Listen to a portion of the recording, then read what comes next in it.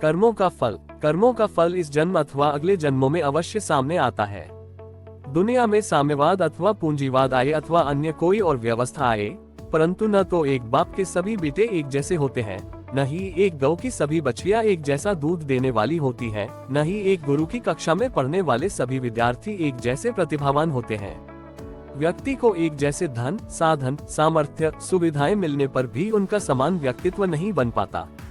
एक जैसे मकान में रहकर भी सभी एक जैसा सुख नहीं भोग पाते। एक ही पद पर बैठा आदमी तो इज्जत प्राप्त कर लेता है, परंतु दूसरा नहीं, क्योंकि बाहर से आप कुछ भी ठीक कर लेना जो व्यवस्था प्रभु की है। जो उसका कर्म सिद्धांत है वह अपना कार्य अवश्य करे। एक दिन की बात है, सुधीर और श्याम पास के शहर में घूमने के लिए निकले। घूमते घूमते उनकी नजर एक हलवाई की दुकान पर पड़ी। हलवाई ने पुराना बासा खाना दुकान के पास में इकट्ठा कर रखा था। उस खाने के ढेर को देख एक कुत्ता बार बार उसे खाने आता, लेकिन हलवाई उसे पत्थर मार के भगा देता। कुत्ता जोर जोर से रोता और फिर खाने आता उसे, फिर हलवाई भगा देता। ये देखकर श्याम को दुख हो रहा था, लेकिन सुधीर हंस रहे थे। तब श्याम ने उनके हंसने का कारण पूछा। तब सुधीर ने कहा, श्याम, ये दुकान एक नामी हलवाई की थी। उसने अपने इस काम से बहुत धन कमाया था, पर उसका नौकर चाकर और नाते रिश्तेदारों से बहुत बुरा बर्ताव था। वो सभी की बहुत बेइज्जती करता था। ये कुत्ता वही नामी हलवाई है और इस दुकान का वर्तमान मालिक उसी का बेटा है, जो अपने ही पिता को पत्थर मार रहा है। ये जो भी इस कुत्ते के साथ हो रहा है, ये उसके पिछले जन्मों का फल है।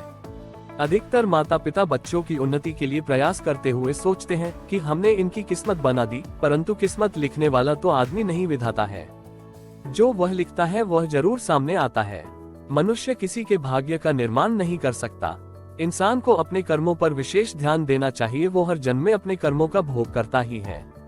कहावत है, जो जैसा बोता है वैसा ही काटता है। इंसान अपने कर्म से बड़ा नहीं होता। जब तक उसकी खुद पर विजय नहीं होती वो कभी बड़ा नहीं बन सकता।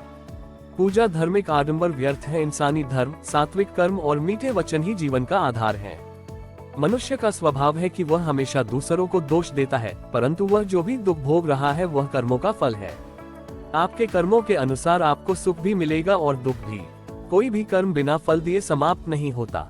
वीडियो पसंद आए तो लाइक, कमेंट और शेयर जरूर करें, और चैनल में पहली बार आए हैं तो सब्सक्राइब करके बेल आइकन को दबाएं।